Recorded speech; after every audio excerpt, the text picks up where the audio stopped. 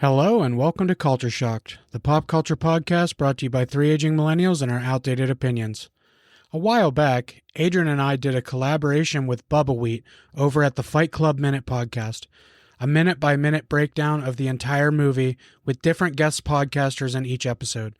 We were slotted in for the minutes 52, 53, and 54. We talked about Marla's weird-ass apartment, sex so loud that it shakes the whole house, and some really messed up things about being fucked in grade school. If you've seen the movie, you know the line I'm talking about. We will be releasing these in 3 parts over the next few weeks. I'd say more, but technically, I'm not supposed to talk about it. So sit back, watch this amazing movie, and relax.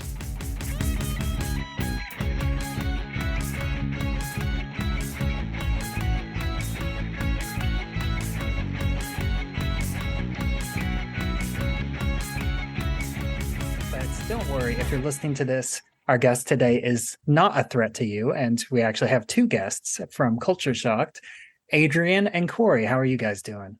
Great. Glad to be here. Yeah, doing good, buddy. Just remember, one out of every 10 times a suitcase is vibrating, it's a dildo. It's been a long time since I've had to travel, so luckily I don't have to worry about that situation. For me, it's 10 out of 10 times. Right. Yeah, I don't travel much either, so I can keep mine comfortably at my bedside. All right, so thank you guys for joining me today. And before we get into today's minutes, I would like to know your guys' history with Fight Club. Why don't we start with you, Adrian? When did you first see this movie? So I saw it. So I was born, for context, I was born in 1990. I saw it relatively soon after it was released, not in theaters or anything. And to be honest, it took me a long time to kind of appreciate the movie. And like when I was younger, obviously all the satirical commentary, I didn't get that, went right over my head. But the reason I didn't like the movie was like the most petty reason of all time. And it's just because at that time, everybody, including a lot of women, loved Brad Pitt. He was the guy. And for some reason that made me hate anything Brad Pitt was in, until years later, I realized he's a very talented actor. Yeah, he's had an interesting career. He's made a lot of leading man choices, but also a lot of much more interesting choices. A lot of burn after readings, if you will. Yeah. But yeah, watching it now, as an adult, you do realize what a brilliant satirical commentary it is. And just about consumerism, being a slave to the system. There's a lot of layers to this. David Fincher's just a master. And Corey, what's your history with this film? Just to clear one thing up, Adrian and I are brothers, so we had a similar reason for not loving this movie at first, but mine specifically was our mother. All she talked about was Brad Pitt and Matt Dillon and how hot they were, so naturally I thought this was a horrible movie, because if she was just talking about how cute this guy was, there's no way he's a good actor. I'm never watching that movie. It actually took me until I did not see this movie until around 2005. And I wasn't much of a movie person quite yet back then, just horror and comedy. And a friend of mine made me watch this movie. He brought it to work and made me take it home. And I brought it back and asked what other movies I could watch, because he was a cinephile. And he really got me started in being the way I am now with movies. Nice. So let's go ahead and jump into this minute. So then, we start with Marla playing, high on Xanax and slipping off the bed. And one thing that I don't think I ever noticed until watching this minute clip several times in preparation for this is when she slides off, it makes kind of a fart noise. Yeah. That's the Xanax. Right. That's just some of that brilliant screenwriting by Fincher. It's highbrow stuff. Yeah, but something that stuck out to me, and right at the beginning, this is kind of cheating because it's ending the last minute, going into this minute. But one of the many, many clues that Fincher gives us throughout this movie, that spoiler, you got 2 characters that are actually one character. so you have the phone that was left on the hanger, and then so Tyler Durden comes to her room to stop her, but her reaction when she sees Brad Pitt is like so minimal. It's like so nonchalant that she's like, "Did I call you?" But that's just because she was so high. She thought she called Edward Norton, and so it's not like you're a stranger. She even says at first, "It took you long enough." Then she says, "Did I call you?" Yeah, she said, "Did I call you?" Yeah. Yeah, right. Yeah, they really put an emphasis on that. Mm-hmm. Anybody who says they saw the ending of this movie at the beginning is a liar. But by this point in the movie, there are enough clues that some people might have picked it up. Yeah. But you'd have to be real good to have watched any of this movie and picked it up by this point. Yeah, it's one of those Sixth Sense situations where after you've seen it, you're like, how did I not catch that? Yeah. Like he literally threw everything at me, like not even subliminal sometimes. No. Yeah, a lot of it's subtle, but a lot of it is really out there, and this is definitely one of those moments that hits differently whenever you're watching it the second time. And I think it's kind of funny that she says that her mattress is sealed in slippery plastic, but looking at the bed, it does not look like it's wrapped in plastic at all. It just looks like it's a normal bed. About 20 times and did not see even a little bit of plastic. I have no idea what that was all about. If it was really sealed in plastic, wouldn't the blankets have gone with her when she slipped? Like I feel like the blankets would have slid off too. You guys must not have seen the director's cut. Oh. It's there, guys. Don't worry, it's there. Sorry, I rented the wrong one. Yeah, I also noticed that there's like a pile of papers on the floor too. I don't know what that's all about. Yeah, we need a little backstory for that. It's probably just all the flyers for all the meetings she goes to. Yeah, that's fair. Yeah. One thing that always cracks me up is like when they finally get out of the room and they're running from the cops, he like pulls her into that little cubby area. For some reason, Brad Pitt's little dance there gets me. Oh yeah, I laughed the first couple times I went through that scene earlier. He's just so damn casual. And he's just like snapping his fingers. Yeah, I love that. And Yeah. he's like just throwing Helena Bonham Carter around. And honestly, like, has there been since before this movie and since it's come out, has there been anybody cooler than Tyler Durden? He's the man. Yeah, and it's weird because if you kind of take a step back and think about him as a character, he should not be cool at all. No. Especially when you know who he actually is. That kind of takes him down even more. Yeah. Imagine Edward Norton dressing like this and snapping in a hallway with Helena Bonham Carter. It just doesn't fit, really. No, absolutely not.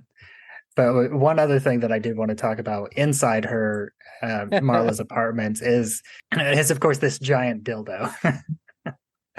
And Tyler shakes the dresser. It's almost as big as the one I have on my dresser. He's not a threat to you. Yeah, I love that line. It's so funny. And on the commentary, Helena Bonham Carter talks about how she called out Ducky as the props master. And she said that he embarrassingly took her aside and showed her like a wide range of dildos to choose from. And she chose, so she played a part in choosing this specific dildo to have on Marla's dresser. Okay. And as part of her wrap present, she got a hamper full of dildos. Well, I'm going to tell you, Helena Bonham Carter went girthy. She's a girthy girl. That's no wizard wand. Which, by the way, it was an Edward Norton's character. Is he the narrator? Is he Jack? Yes. What is he? He's the narrator? Yes. He's the narrator, yeah. Yeah, right. But yeah, he's the narrator, and then he's Jack. Like in the script, he's referred to as Jack. And I think most people, like fans of the film, have taken to referring to him as Jack because of the whole annotated Reader's Digest, I Am Jack's, medulla oblongata, and all that. Yeah. But to make the wizarding connection to Helena Bonham Carter, I was going to say Edward Norton in this movie, if he has a Patronus, it's definitely a power penguin. Yeah. I totally forgot that scene was in there upon rewatching, and I'm like, this movie's crazy. He has the same one as me. Nice. And so let me ask you guys, who do you think called the cops? And like, how did the cops, or I mean, the EMTs, how did they know that Marla was trying to commit suicide? That is a Uh, good- my theory was always that she did it as part of her wanting attention. That apartment building didn't strike me as the kind of place that would really care if that is what she was doing. It Yeah, didn't. and also like taking Xanax is not exactly a noisy form of suicide. Yeah, no. Right. And the whole time she's on the phone, she's kind of even being real quiet, whispering all the things she's saying to Tyler slash narrator slash Jack. So, I mean, she wasn't, I don't think she was, unless she kept trying to sit on her bed and constantly kept falling. Maybe the downstairs neighbor was getting mad. Yeah, so it could be her in two ways. It could be her like a call for attention, or it could be she actually planned on dying and she wanted to call it in. So like, but I don't know. Or an unknown friend, neighbor, or something that she called first. Yeah. Yeah, I thought the other possibility is maybe she called Chloe before she called Jack. Oh, okay. That was the only other thing I was thinking, was maybe it was somebody before she called. Yeah, it's good. It's a good question. There's no chance it was either her or it was a distraught neighbor or something, right? Because it definitely wasn't the narrator. It might have been Big Tit Bob. Big Ted Bob. He seems friendly. Yeah, he does. Although, well, yeah, I guess I was gonna say he hasn't met Marla, but I guess he has because she has been coming to his support groups. Yeah, she was in testicular cancer. She was. This one, it's for men only. You mean like the testicle one? I love it. Yeah, and one other thing that I think is interesting and easy to miss. Did you notice that the EMT guys, they ask for like, where's apartment 513? Yeah. And if you look at the beginning, you just see there's like, it looks like Marla's apartment is 51. So the 3 has apparently fallen off of her door. Which I guess would make sense that they ran right past it. Because every time I watch it, I kind of think, why did they run right? They're looking for it. Why did they all run right past that door? But I guess if it only said 51, maybe that would be why. Mhm.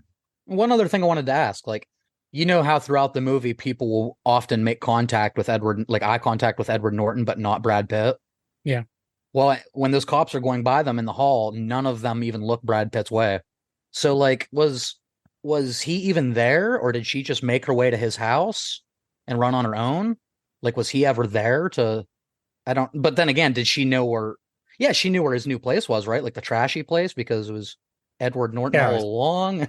He was already there at that So, point. seeing as none of those cops even looked his way when they were looking for the apartment, was he even there, or did she just come up to his No. house? Never mind. She wasn't there yet. This was the first time.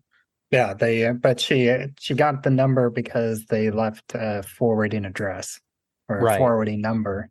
Okay, so if that were the case and she was imagining him there, I guess it could be that she looked it up in the phone book or something, and maybe she got scared that she was actually trying to kill herself, so she ran to his house to get help.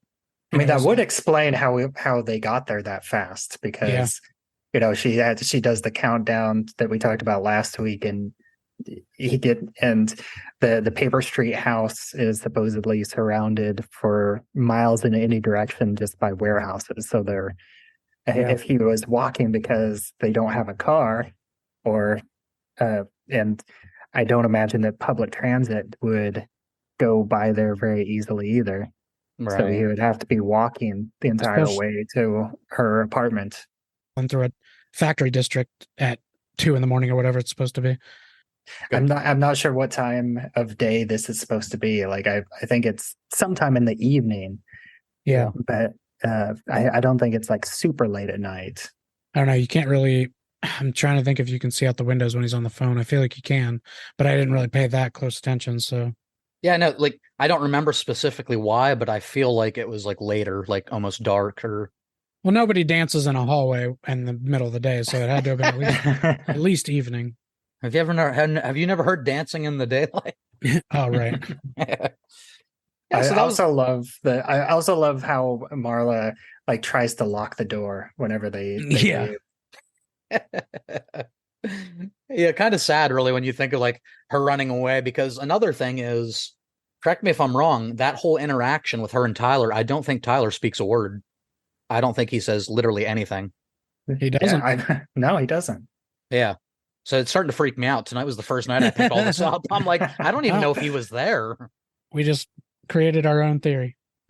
Yeah, that's great. That's fantastic. I hadn't thought about that either, but yeah, he doesn't say a single word this entire interaction. He chuckles when she falls over. That's about it. But that could have been chuckling in her own head that she fell over. Exactly. Yeah. And then also, like, Marla is the one just constantly talking during this scene, and she is talking bad about herself. And Yeah. I feel like this does a few things in the context of the movie. Like, one is she's doing it to throw off the EMTs so they don't suspect that she's Marla Singer. Yeah. But I think it also falls in line with her personality, that she has like low self-esteem, and that in a way she does think these things about herself to some extent. And on top of that, she's of course doped up on Xanax. Oh, Right. yeah. I don't think she was just being cocky. I think she was yelling things she actually thinks about herself. Yeah, which is Or things she's been told over the years that she kind of agrees with. Mhm. Like, she's been told she's a hard luck case. She's been told there's no saving her. So she believes in herself. Yeah, she's lost faith in herself. She's a monster. She's infectious human waste. Good luck trying to save her. Yeah, that's kind of a whole sad thing, because she's very aware that she's a broken person. And Yeah. And the one that always stood out to me, and it's the one that I mean, it's not exactly a funny line, but it always kind of sticks out as being an interesting line, is the infectious human waste. And I also think that is doubly interesting because it has this connection to Tyler Durden, because with the soap making process later in the movie, they use human discarded fat, which is infectious human waste, to make the soap. oh yeah, that's a good parallel. Mm-hmm. So maybe they're all her. Holy hell. Maybe the narrator doesn't even exist. I Oh. believe. Well, I have to go take a nap. Guys. Yeah, there actually is. Somebody brought it up on an earlier episode, that there is a theory that Marla actually is imaginary as well, and is like the third aspect of the narrator's psyche. What's happening? It's all in his head. Maybe he's just in a padded room, imagining his whole life. What is this, the end of the Joker debate? Yeah, it's one of those, like, the explosion, the apartment explosion. Actually, he was in the apartment and he's been in a coma the entire rest of the movie. Oh God, if that's a route they ever were thinking of, like, I'm glad they didn't show us at the end. Like, I hate those. Oh, I just woke up. It was all in my head. I kind of don't love them either. What a cop out. Yeah, that's always like those. There's always those like headcanons on the internet about that style of thing, and those annoy me just as much too. Yeah, the worst thing about that is you can do that for literally any movie. Like, and they woke up and it was just a dream. You'd get away with anything. You could do it for Nightmare on Elm Street. Yep. Another big one is Twilight. That's, the car hit her in the first movie. Yeah. Corey's a big Twilight fan. I actually do really like them. I don't know why that matters. I don't know why I said it like that. They just like bringing that up as often as they can. I said that in the worst way. I mean, I own a couple of them, but that's mostly for my wife. I'm not a fan. I am the wife. He is waifu. I think that one of the funniest interviews I saw was Robert Pattinson, like, talking about the last Twilight movie, and the interviewer asked him, like, is it sad to be at the end of the movie? And he's like, well, it's sad for them. They all hated filming those movies. Yeah, they definitely did. That's one thing I know about it. Yeah, and then we just get one brief second of Tyler in front of the stove, but the rest of that goes into the next minute. And that's really all the notes that I have for this minute. Do either of you guys have anything else for this minute?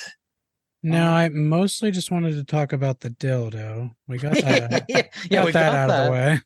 I was gonna say, funny dildo, Tyler theory, Marla sad.